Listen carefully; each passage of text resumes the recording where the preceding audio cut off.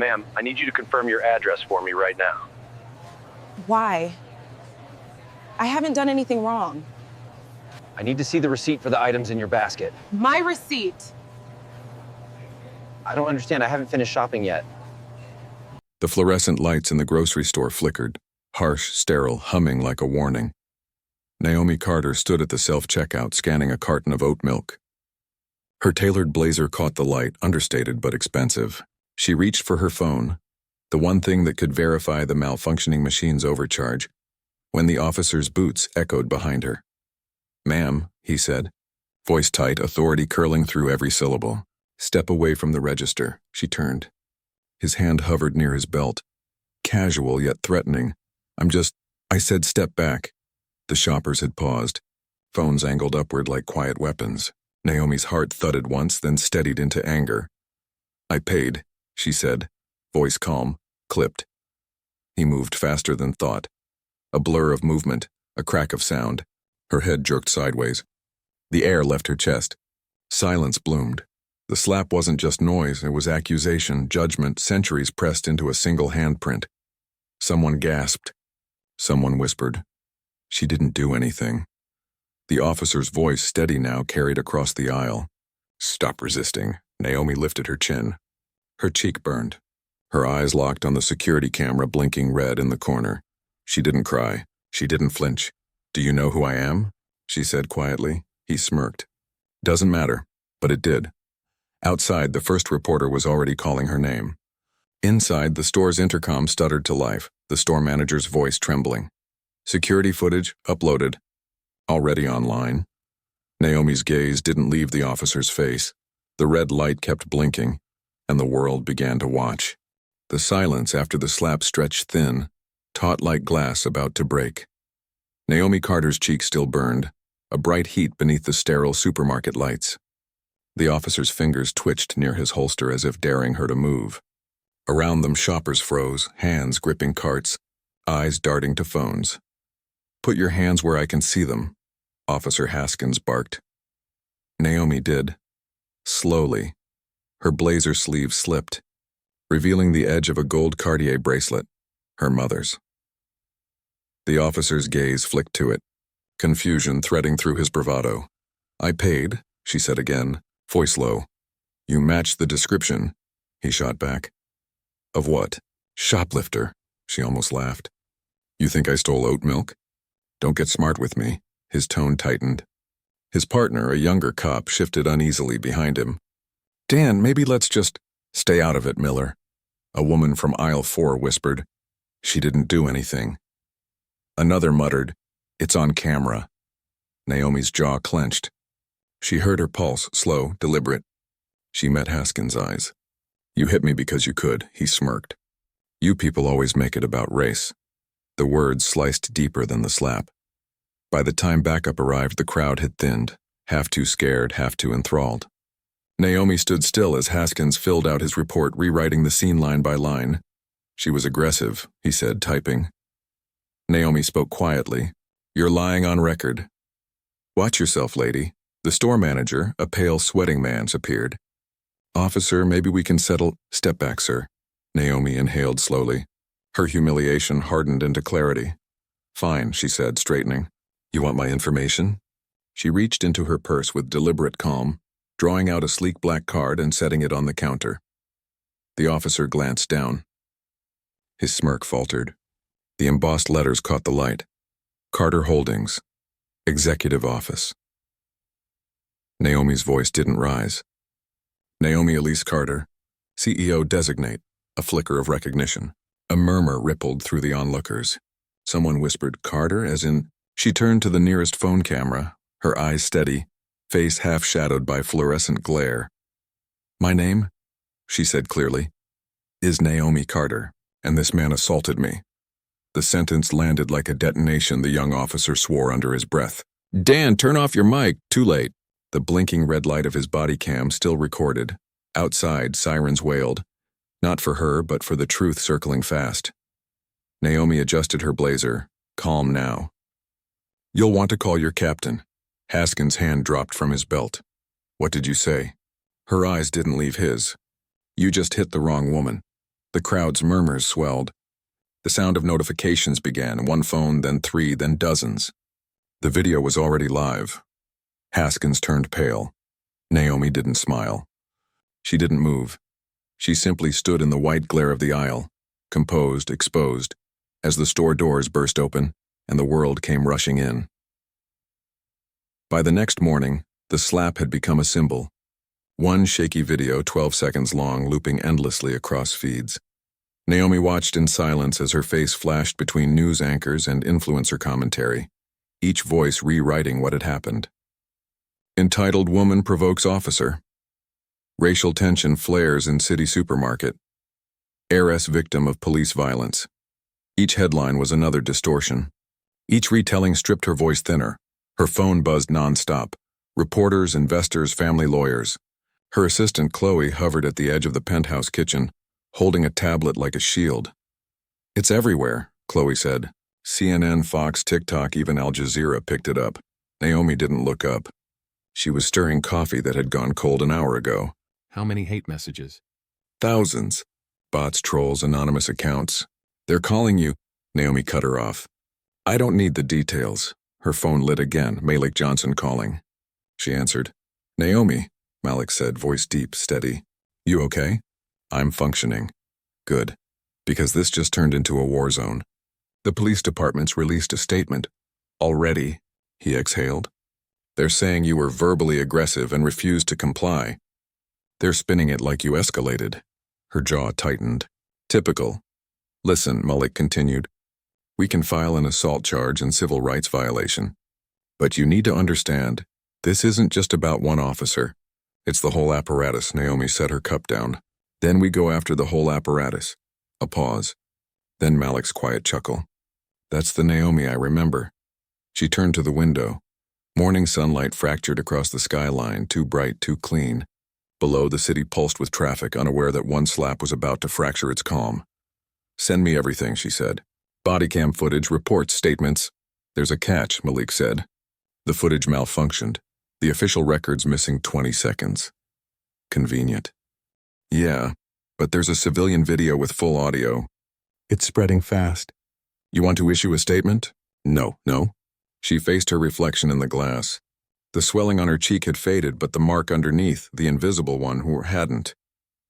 I want silence, she said. Let them underestimate me. By noon, Carter Holdings' boardroom had filled with panic. Naomi, said a white-haired board member, Mr. Ashford, the optics are catastrophic. We sympathize, of course, but, he coughed. The company's name is trending. Investors are nervous. Some of our partners are asking if you plan to pursue legal action. It might politicize the firm. Naomi stared at him across the table.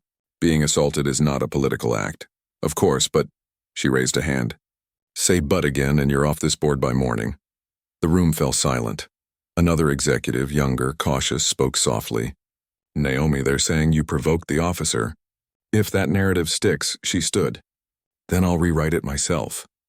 Outside the boardroom, her phone vibrated again. A message from an unknown number. From Officer Daniel Haskins. You ruined my life. Hope you're proud. Naomi froze, thumb hovering above the screen. The message deleted itself seconds later. Coward? She turned the phone off and slid it into her pocket. That evening, the city's local news aired an interview with the police spokesperson. We are conducting an internal review, the spokesman said, voice rehearsed. Officer Haskins has an exemplary record. We urge the public not to jump to conclusions. Then came a clip, slowed down, pixelated, of Naomi turning toward the officer the moment before impact. The newscaster's voice murmured, was it resistance? Naomi muted the TV. They're painting me as a threat, she said to Chloe, who sat nearby scrolling comments. They always do. The assistant hesitated. Do you want to post something? Maybe a statement of dignity, something empowering. No, Naomi interrupted. No hashtags. No inspiration. Truth is enough. Hours later, Malik called again. His tone had changed. I found something, he said. An old incident file. Same officer. Excessive force complaint 3 years ago. Dismissed.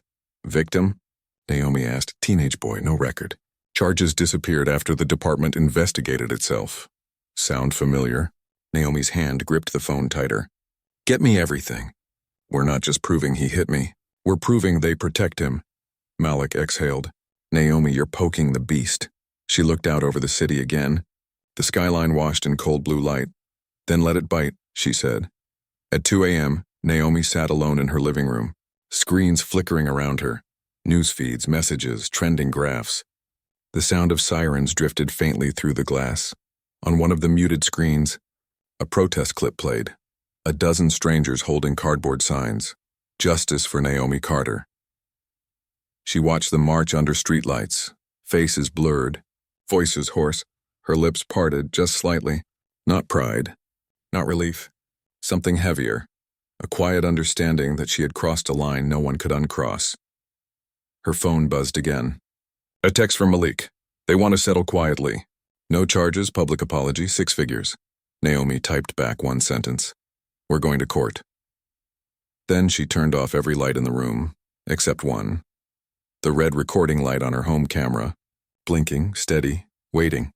The precinct smelled of stale coffee and disinfectant, the scent of bureaucracy and guilt. Naomi walked through the automatic doors flanked by Malik on one side and a silent wave of reporters behind the yellow tape outside. Cameras flashed through glass. Officer Haskins' nameplate glinted from the far end of the hallway. A receptionist tried to smile. Ms. Carter, Internal Affairs will see you now. Not Ms. Carter, Malik corrected. Complainant Carter. They entered a room too small for what it carried. 3 chairs, 1 camera, 1 table that had seen too many denials. Across from them sat 2 Internal Affairs investigators. Both white, both in shirt sleeves, both avoiding eye contact. Let's get started, the older one said, clicking his pen. For the record, this is a voluntary interview. Naomi leaned forward. Voluntary for me. Necessary for you? Malik smiled faintly, keeping his tone neutral. We're here to confirm the chain of events from March 18th, including the officer's use of physical force. The younger investigator cleared his throat. Officer Haskins claims you resisted. Naomi stared at him. Did you watch the footage? The body cam malfunctioned, so you're relying on his word. A pause. The older man's pen tapped against the folder. There are witness statements conflicting with yours. Malik folded his hands. We've also gathered statements, plus an independent video that captures the entire incident from an alternate angle. Would you like me to forward it to your department or to the press directly? The room went silent. The older investigator adjusted his tie. No need for hostility, counselor. Hostility, Naomi said softly, is what you call accountability when it doesn't serve you. Outside the precinct, the air was sharp, metallic with drizzle. Reporters surged forward. Ms. Carter, do you believe the system will give you justice? She stopped just long enough to answer. The system doesn't give justice. It gives excuses. Flashes went off like lightning. That afternoon, the police union issued a statement. The tone was predictable. Officer Haskins acted within procedural bounds. Ms. Carter's behavior was non-compliant. Naomi read it aloud in Malik's office. They really used the word. Non-compliant, she said. Malik nodded grimly. Classic move. Paint you as disorderly, threaten your credibility, make the assault disappear under legal jargon. She tapped the printed statement. Then we dismantle the jargon. Later, Naomi and Malik attended the first hearing, a preliminary inquiry, not yet trial. The courtroom was half empty except for journalists and a few silent officers in uniform. Haskins sat at the defense table, jaw tight, eyes fixed ahead. He looked smaller than before, or maybe just cornered. When the judge asked Naomi to recount the incident, she spoke evenly, every word deliberate. He approached me from behind, gave no cause, no warning. I raised my hands. He struck me. The judge nodded, scribbling notes. And you claim this was racially motivated? Naomi met his gaze. It wasn't a claim. It was a pattern. A murmur ran through the courtroom. The defense lawyer rose. Objection, speculative. The judge waved it off. Overruled. Continue, Miss Carter. She described the moment, the silence after the slap, the faces watching, the system staring at itself. When she finished, Malik rose. Your Honor, we request disclosure of all body cam footage unedited. The opposing lawyer smiled thinly. Unfortunately, technical malfunction prevented recording of key moments. Naomi said, How convenient. The judge's pen stopped. Malik leaned forward. Then we'll subpoena maintenance logs, backup drives, and all files related to that malfunction. The lawyer stiffened. That's unnecessary. Transparency always is, Malik replied. After the hearing, Naomi stepped outside. The courthouse steps were crowded. Activists, journalists, strangers holding signs. No more silence. Accountability isn't optional. A woman pressed forward, eyes wet. Ms. Carter, I watched your video. My son, he went through something similar. Thank you for not letting it die. Naomi hesitated. I'm just doing what should have been done. The woman gripped her hand. That's the point. It never is. That night, Naomi sat alone in her car outside her building. Her reflection stared back from the black window. The phone rang again. Malik. They're closing ranks, he said. IA's burying files. The chief just called the mayor. They're circling the wagons. Naomi's voice was calm. Then we light a match. What are you planning? Something public. Something they can't edit. Malik paused. Naomi. She looked up at her building, the city lights glimmering like indifferent eyes. You said it yourself, she murmured. The system protects itself. So we make the world watch it do it. Inside her apartment, she sat before the camera again. The same red light blinked. Her hands were steady this time. She pressed record. My name is Naomi Carter, she began. And this isn't just my story. It's proof, she leaned forward. When they tell you the cameras failed, believe that they did exactly what they were supposed to. The recording ended in silence. But within hours, it would begin to burn. By the fourth day, the air in Naomi's penthouse felt heavier, a pressure that had nothing to do with altitude. Her face had become the story. Not her words, not the slap, her face. Frozen in thumbnails, dissected by commentators, debated by strangers who'd never felt fear bloom in a public aisle. Naomi, Chloe said quietly, scrolling on her tablet. You're trending again. #oatmilk incident. Naomi almost laughed. They made it a meme. Someone edited it with slow motion and dramatic music. Millions of views. The screen showed her expression mid-slap, distorted by pause. Naomi turned away. Turn it off, the assistant hesitated. You should see this one, it's different. Chloe pressed play. The video showed protesters outside the supermarket, kneeling, holding up receipts instead of signs. We paid too. The sound was low, rhythmic. Voices chanting her name not as a celebrity but as accusation, as echo. Naomi's throat tightened. They shouldn't have to do this for me. They're not, Chloe said. They're doing it for themselves. Later that afternoon, Malik arrived, jacket unbuttoned, eyes red. He placed a folder on the table. Death threats, he said. At least a dozen credible ones. We're reporting them, but I'm not backing down. Didn't say you should. She looked at him sharply. Then what are you saying? I'm saying you need to understand how these people operate. They're not just defending Haskins. They're defending the myth of control. You're tearing that myth apart and it scares them. Naomi sat down. Then let them be scared. Malik exhaled, leaning on the counter. The board called me. They want you to issue a statement that respects both sides. Both sides of what? Assault? He met her eyes. They're threatening to pull your succession vote. Naomi was silent for a long moment. Let them.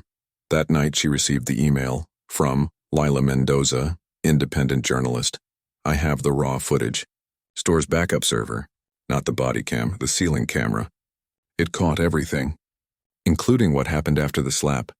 Naomi read the words twice. Then again, she called the number and the signature. Lila, she said when the woman answered. How did you get it? Whistleblower from the store's IT department. He said they were told to wipe it clean. Is it authentic? Timestamp matches your receipt. Sounds clear. It shows him shoving you, calling for backup, falsifying the report on his radio. Everything. Naomi's voice dropped. Why are you calling me? Because I want you to see it before I publish.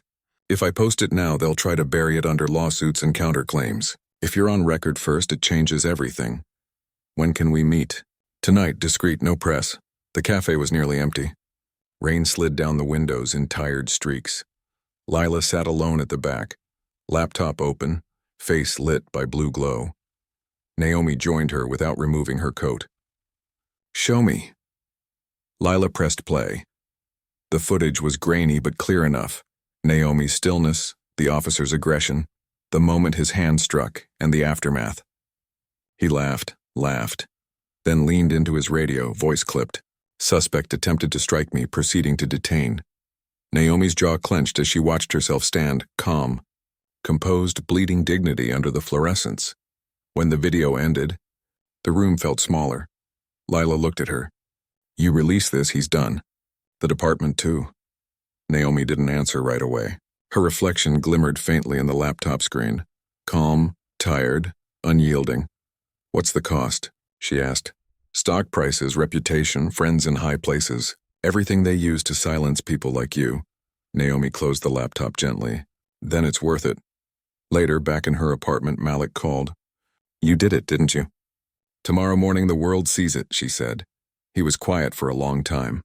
Once you release it, there's no going back. There was no going back the moment he hit me. At dawn, Naomi uploaded the file herself. No PR filters, no caption, just truth. Within hours, millions watched it. By noon, the police chief called an emergency press conference. By nightfall, the city began to march, and Naomi, standing at her window as chants echoed below, whispered to no one. Now they see. The footage detonated before sunrise. At 6:03 a.m., Naomi's post had fewer than 1,000 views. By 7:15, the number passed 2 million. By 9:00, it was on every news channel in the country. The slap, and once distorted by speculation, was now undeniable. The angle showed everything, the shove, the radio lie, the laugh. The sound of Haskins' voice saying, "Suspect attempted to strike me," while Naomi stood perfectly still. The truth had shape now, texture, proof. Naomi's phone buzzed nonstop. Messages flooded in from strangers, lawyers, activists, CEOs, and people she had never met but who somehow saw themselves in that 15-second frame. Chloe burst into the room, tablet in hand. CNN, MSNBC, BBC, they're all running it. The mayor's calling for a review. The union's in panic mode. Naomi barely moved. She was sitting at her dining table, laptop open, face unreadable.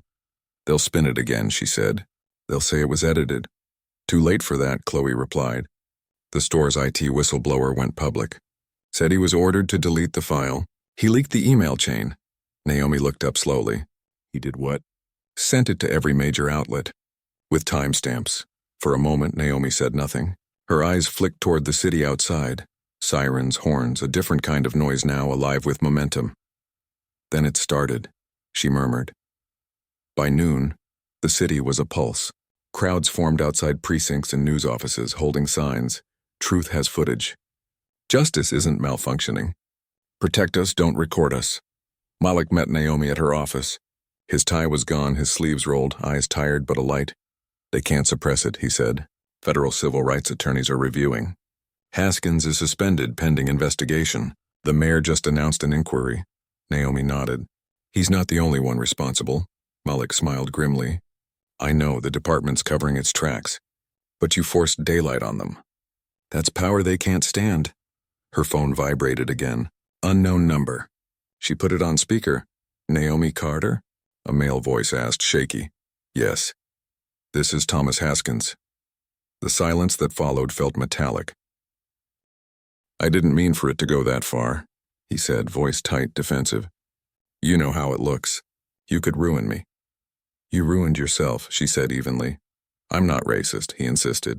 I was following procedure. You were wrong, she interrupted. And you'll answer for it. He laughed once, bitter, tired. You think they'll let you win? You think the system bends for you just because you're rich? Naomi's tone didn't rise. I don't want it to bend. I want it exposed. She hung up. That evening she gave her first interview. The studio was cold, clinical, camera lights bright enough to erase hesitation. The interviewer, calm and cautious, began with the question everyone wanted asked. Ms. Carter, why did you post the video yourself? Naomi's answer came slowly. Because silence is how the system feeds itself. They count on exhaustion. They count on fear. They count on you deciding it's easier to move on. The interviewer nodded. And now? Naomi looked directly into the lens. Now they can't move on without seeing what they protect. Later, that line would become a headline, a meme, a quote stitched onto protest banners.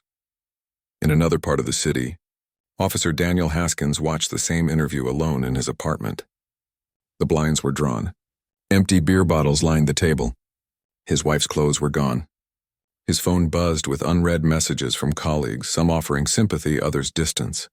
He stared at the screen as Naomi's voice filled the room. "This isn't about me. It's about who gets believed when the camera's off."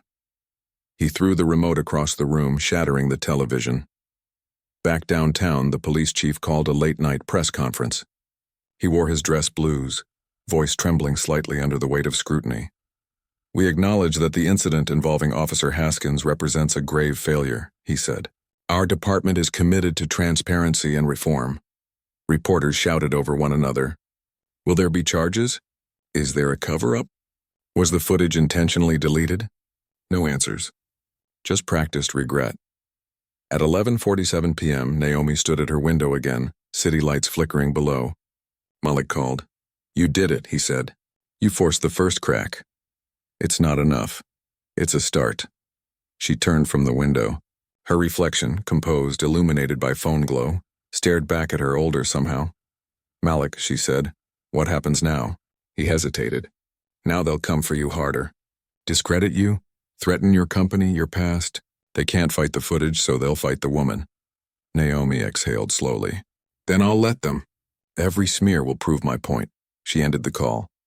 Down on the street, a protester held up a sign that caught the wind. On it, black paint dripped down the words, "The camera didn't lie." They did. Naomi watched it ripple against the night sky. Then she turned off her lights, sat in darkness, and finally allowed herself a single, trembling breath. The war wasn't over. It had just shifted battlegrounds. The backlash came in waves. By morning, Naomi's inbox was a minefield. Fake lawsuits, media requests, private threats disguised as concern. Carter Holdings' PR department begged for her silence. Stock prices dipped 3% before opening bell. Damage control, one executive called it. Retaliation, Naomi corrected. Malik stood at her office window, watching the reporters mass below. "They're leaking your personal data. Address, family history, even medical files. Someone inside your own company's feeding them." Naomi didn't blink. "Find out who." "I already did," he said. "Board member Ashford. He's been communicating with the union's PR firm. They're framing you as a radical, manipulating the case for profit." Her eyes hardened. "Get him on the next board call." The meeting began at noon. 12 faces on screens and nervous, divided. Naomi sat at the head of the conference table, her posture precise, voice low.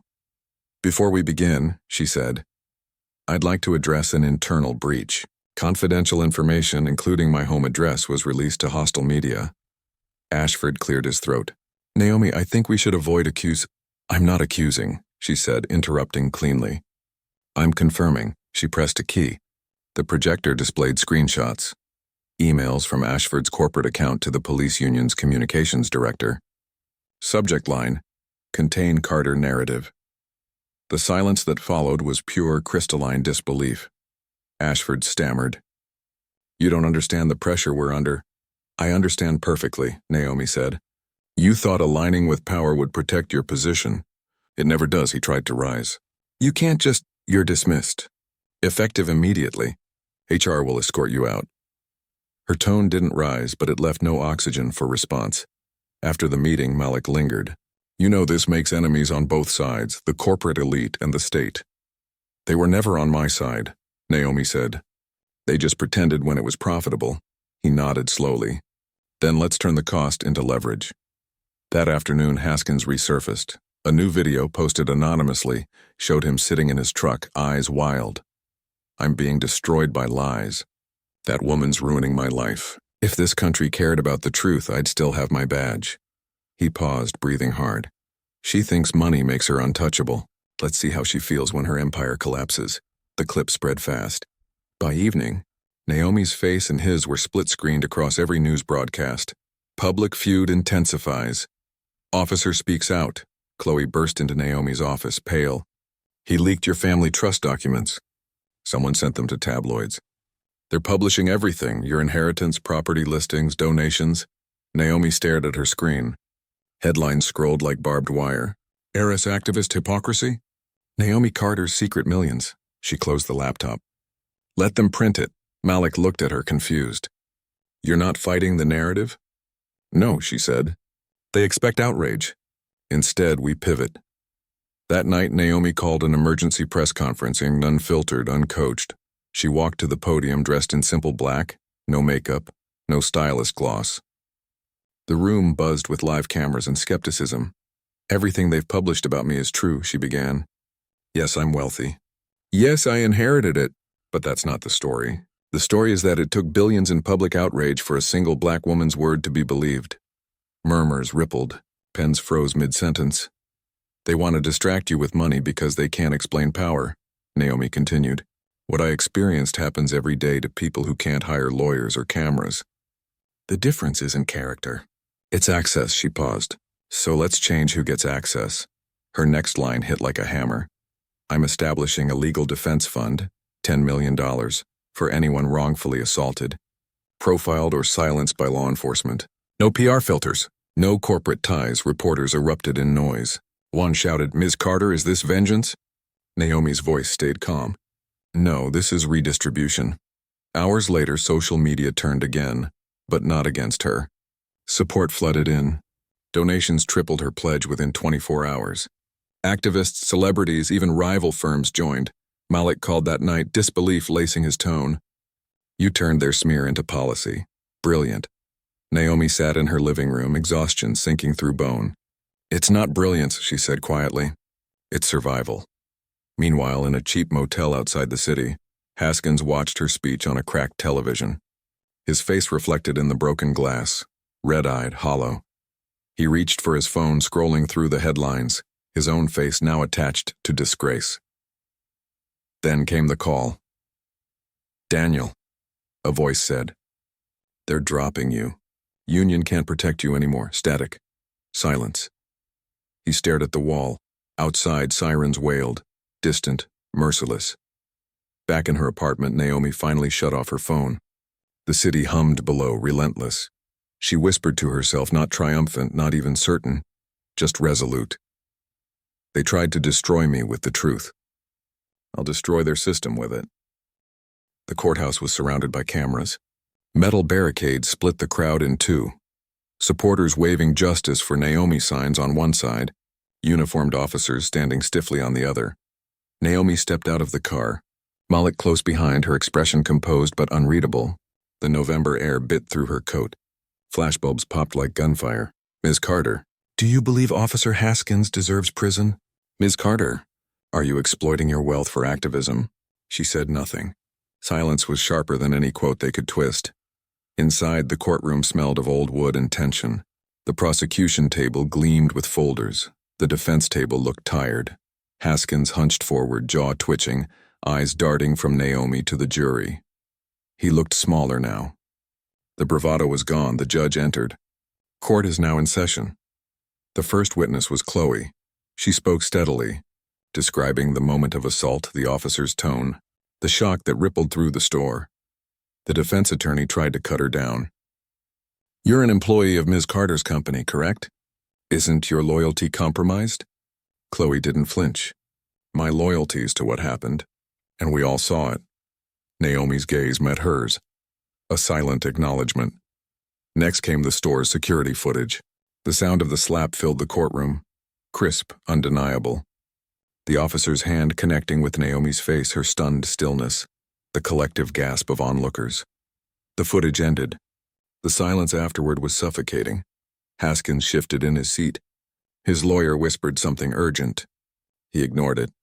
When it was Naomi's turn, the prosecutor asked, Ms. Carter, what did you feel in that moment? Naomi spoke softly, but every word carried.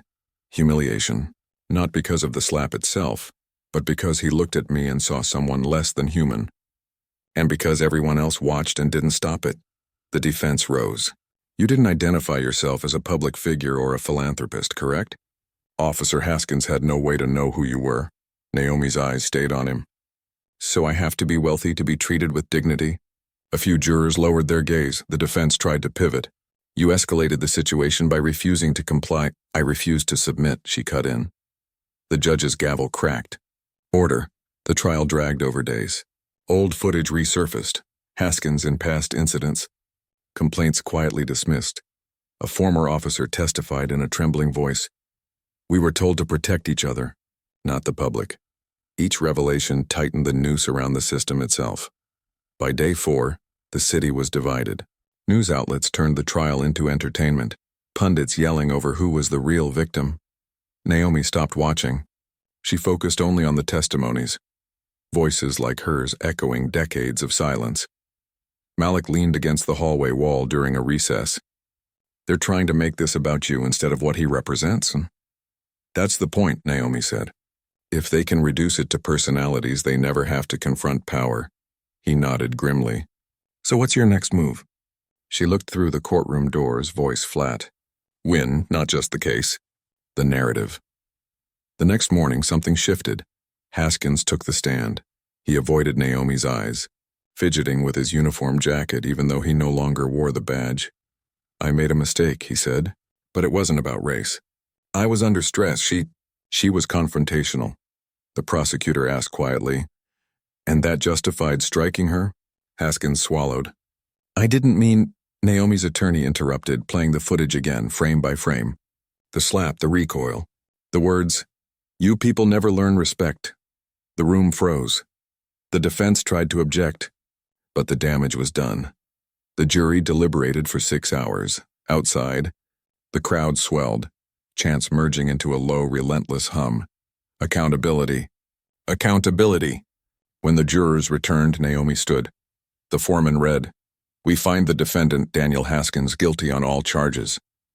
A ripple of sound, shock, relief, fury. Haskins's mother cried out. The officer stared ahead, face blank. Naomi didn't move. The judge's gavel fell again. Sentencing will follow in 30 days. Outside, reporters swarmed. Ms. Carter, any comment on the verdict? She paused at the courthouse steps, the winter light cutting across her face. This verdict doesn't fix the system, she said. It just proves it can't hide forever. Flashbulbs went off. Her words trended within minutes. Malik joined her at the car, voice low. You did it. Naomi shook her head. No, we opened a crack. That's all. The real fight is what fills it. She looked back once and at the courthouse doors closing on Haskins, on the crowd still shouting for justice that could never quite be enough. Then she got into the car. The city outside was louder than ever, but for the first time it was listening. The verdict changed everything and then nothing. By the following week, Naomi's face was everywhere, headlines, talk shows, digital billboards looping the slap, the verdict, her speech. The world had decided what she was. Symbol, savior, threat. Inside her penthouse, the silence felt heavier than any noise outside. The city lights bled across the glass, cold and remote. Malik entered with his phone in hand. The governor just announced a statewide review of police misconduct files. They're calling it the Carter Inquiry. Naomi gave a tired smile. They name it after you when they want credit for your suffering. He didn't argue. You should see this, though. He turned the screen. A young black woman stood before cameras, trembling, recounting her own assault by officers. She said your case gave her courage to speak, Malik said. Naomi exhaled. Then maybe it was worth it. That night she received a call from her father's old friend, Senator Caldwell. You've made enemies, Naomi, he said flatly. Police unions, conservative donors, even some in your own corporate circle. They're digging deep. Let them, she said. Be smart, he warned. Justice makes noise. Power prefers quiet, she hung up. The phone buzzed again. This time it was a message from an unknown number. You should have stayed in your place. No name. No number. Just words, venomous and familiar. Naomi stared at the screen until it dimmed. Days passed. Lawsuits, countersuits, think pieces. Everyone had a version of her story. Journalists dissecting her expression in court. Pundits debating whether her wealth invalidated her pain. She stopped reading after a while. Chloe came by one evening, setting down 2 cups of coffee. You disappeared, Naomi half smiled. Trying to remember who I was before hashtags. Does that person still exist? Naomi didn't answer. Chloe sat beside her. You know what I realized watching you on that stand? Every woman in that courtroom was holding their breath. We all felt that slap. Naomi's voice was barely above a whisper. And now? Now we're breathing again. The fund Naomi had promised, The Carter Justice Initiative, launched officially within a month. Donations poured in, lawyers volunteered pro bono, local activists found backing. At the press conference, Naomi stood behind the podium not as a victim but as an architect. "This isn't about vengeance," she said. "It's about infrastructure. Because injustice isn't chaos, it's design, and design can be undone." The applause was brief, controlled, but the eyes watching her, young, defiant, hopeful, carried more weight than any camera flash. That evening, Malik brought news. Haskins was sentenced. 2 years reduced for cooperation. Naomi closed her eyes. 2 years for a lifetime of permission. "It's something," he said quietly. "It's statistics," she replied. He studied her face. "You're allowed to feel disappointed." "I'm not disappointed," she said. "I'm realistic. The system punishes its scapegoats to survive itself." Malik sighed. "Then what keeps you fighting?"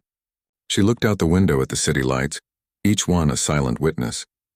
"Because someone has to rewrite the story before it forgets us again." The following week, Naomi was invited to a televised interview, prime time. She almost refused, but Malik convinced her. The host smiled too broadly. "Ms. Carter, some critics say your movement's gone too far. Do you feel responsible for the division it's caused?" Naomi's eyes were steady. "Division doesn't start when people demand equality. It starts when they're denied it." The host hesitated. "But surely you understand some officers feel under attack?" "So did I," Naomi interrupted. "The difference is when I was attacked, there were cameras. When they're criticized, there's outrage." The room went still. The interview trended for days. Weeks later, Naomi walked into the same store where it all began. The air felt colder, sharper. A new clerk greeted her nervously, recognizing her instantly. "Ms. Carter, we're honored you came back." Naomi glanced around. The shelves gleamed. The floor had been replaced. A new security camera blinked quietly above the register. She picked up a bottle of water, placed it on the counter. The clerk's hands trembled as she rang it up. "They changed everything after." "That day," Naomi nodded. "Not everything, just the surface." She paid in cash and walked out. Outside, the air smelled of rain. Across the street, a group of students held signs. "End qualified immunity. Justice is structural." They didn't notice her. And she didn't interrupt. She stood there a moment, watching them chant, the rhythm echoing off glass buildings. For the first time, Naomi didn't feel alone in the noise. She turned, blending into the crowd, her reflection dissolving in the wet pavement. Not a billionaire, not a symbol, just a woman who refused to be silent. In a quiet apartment across town, Haskins sat in his cell, staring at a small TV replaying Naomi's latest speech. Her voice carried through the static. "Justice isn't an ending. It's a beginning we keep earning." He turned away, eyes hollow. The sound lingered, unwanted and unforgettable. Naomi returned home that night and stood by her window.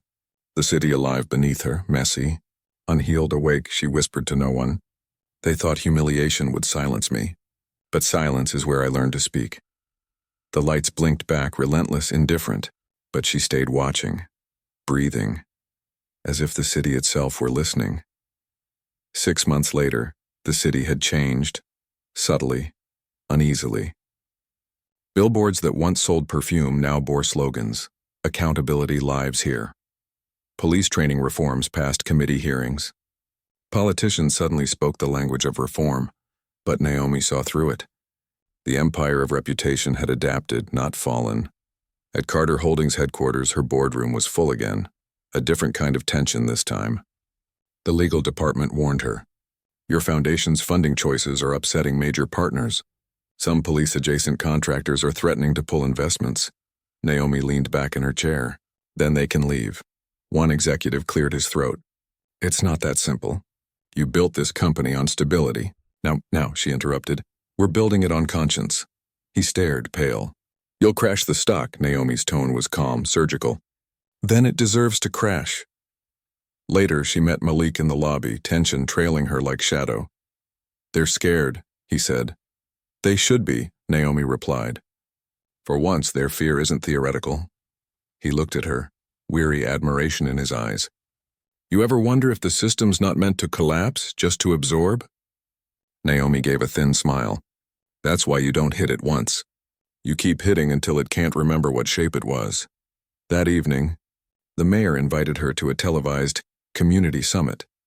She expected theater and found exactly that. The hall was filled with city officials, cameras, polished apologies. Haskins' conviction had become a political talking point. The mayor gestured toward her during his opening statement. Ms. Carter's courage has inspired this administration to seek reform through unity, not division. Naomi's jaw tightened. When it was her turn, she stood before the microphone. Unity without accountability is theater, she said. You don't unify wounds by covering them. You clean them, the crowd murmured. The mayor's smile faltered. Naomi went on. You praise my courage, but silence the thousands still waiting for their day in court. You call it progress because you've learned the optics of empathy. She paused. But empathy without justice is just performance. The room fell silent. The mayor didn't meet her eyes again. That night, social media exploded. Clips of her speech split reactions. Some called her radical, others revolutionary. Malik texted one line, "You made them blink." Naomi replied, "Good. Now they'll see what's next." A week later, an unexpected letter arrived.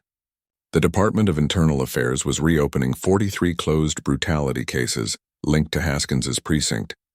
One line stood out. Based on new evidence revealed through the Carter Initiative. Naomi read it twice. It wasn't closure, but it was contagion. She forwarded it to Malik with 2 words. It's working, he replied instantly. At a cost. He wasn't wrong. Security threats escalated. Her company's shares dropped another 6%. Sponsors distanced themselves quietly, and yet the calls for help poured in, hundreds daily, each one proof that silence had cracked. One night, after a long meeting, Naomi found Chloe waiting in her office.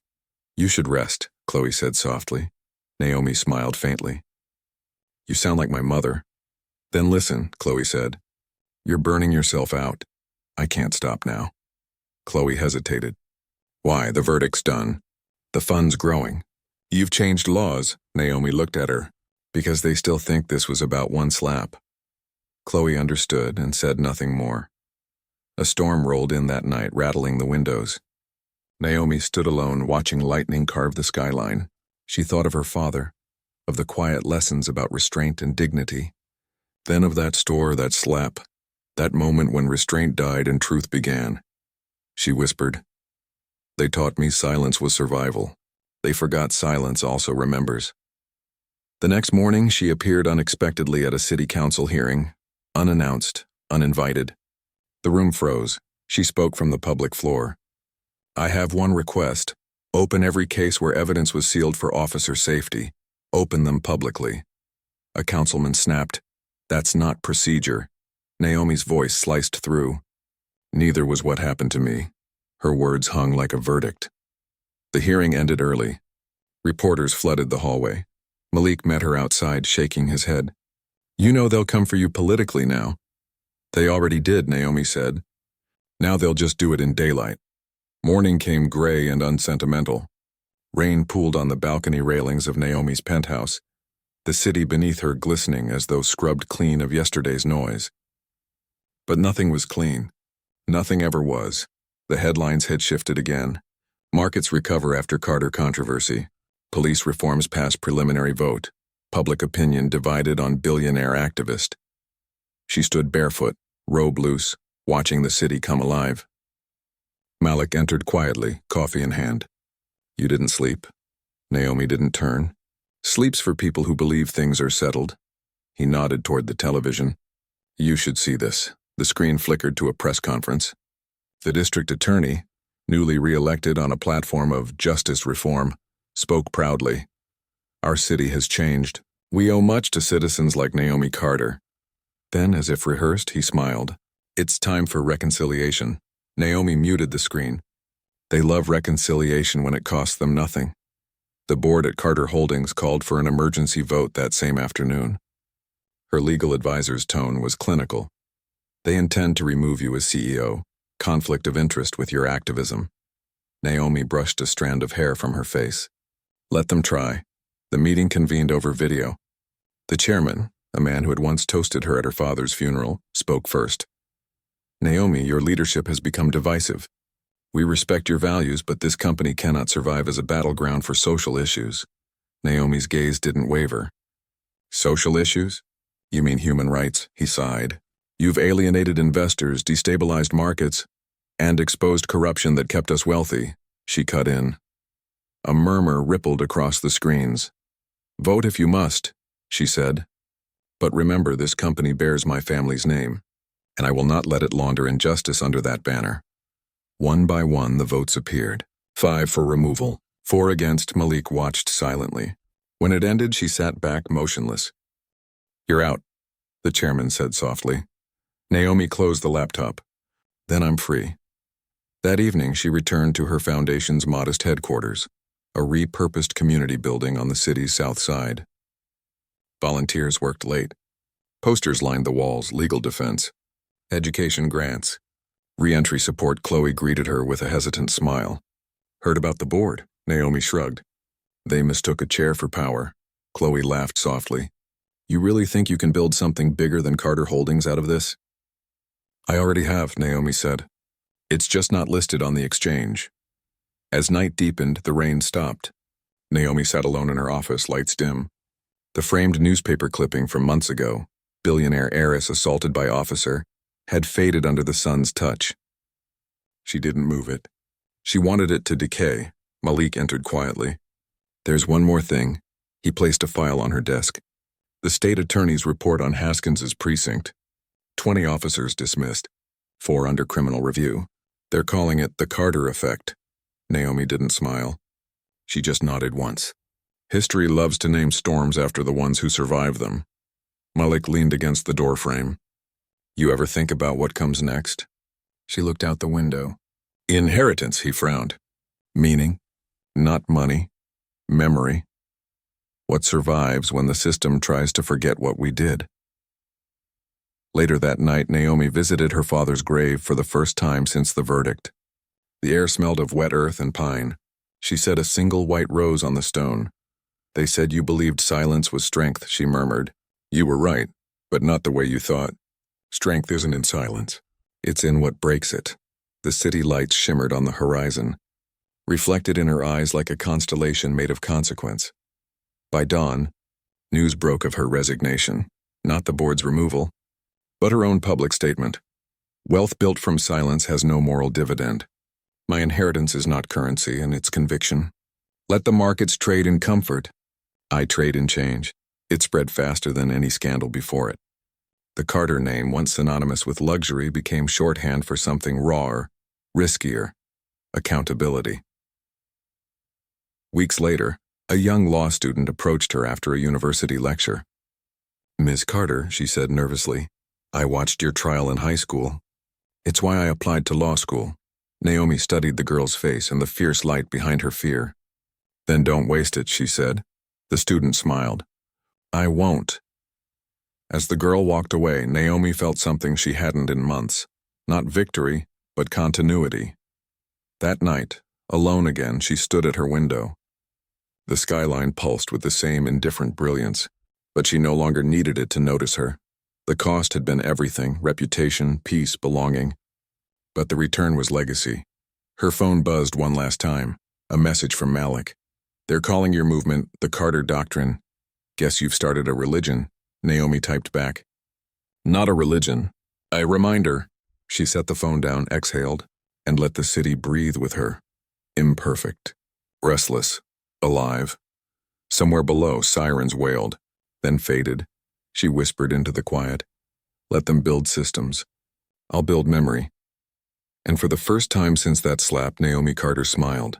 Not from triumph, but from knowing the world could never again pretend she hadn't existed.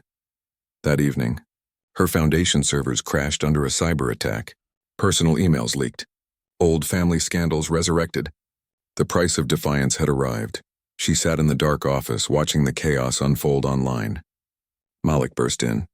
We can shut this down temporarily. Go offline. Naomi didn't move. No, let them see what desperation looks like when power's cornered. Her phone buzzed. A journalist's message appeared. You're being targeted. Again. Any comment? Naomi typed back. Good. That means they're scared again. The story broke wider the next day. the heiress who won't bow. Crowds gathered outside her building, chanting. Some for her, some against. The divide was visible, alive.